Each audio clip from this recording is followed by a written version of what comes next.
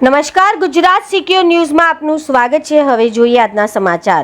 સરગવાડાના ખેડૂતોનો અનોખો વિરોધ। બ્રિજરાજ સોલંકીની હાજરીમાં ખેતરમાંથી ગેસ પાઇપ હટાવાઈ। ધોળકા તાલુકાના સરગવાડા ગામે જીએસપીએલ ગેસ પાઇપલાઇનના વિરોધમાં ખેડૂતોનું આંદોલન આજે 10મા દિવસે પણ યથાવત રહ્યું હતું। સતત વરસાદ વચ્ચે પણ ખેડૂતો, ગામના આગેવાનો અને મહિલાઓ મોટી સંખ્યામાં આંદોલનમાં જોડાયા હતા।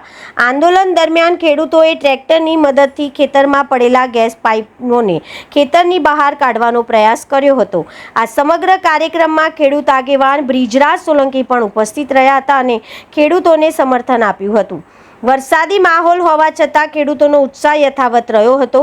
ખેડૂતોએ જણાવ્યું હતું કે તેમની જમીન, પાક અને હિતોને અસર કરતી ગેસ પાઇપલાઇન સામે તેઓ લોકશાહી ઢબે વિરોધ ચાલુ રાખશે અને યોગ્ય નિરાકરણ ન આવે ત્યાં સુધી આંદોલન ચાલુ રહેશે।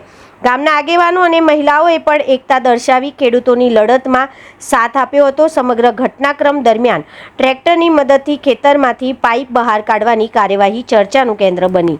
Reporter Ramesh Solanki, Gujarat secure news, Dholka, સરગવાડા।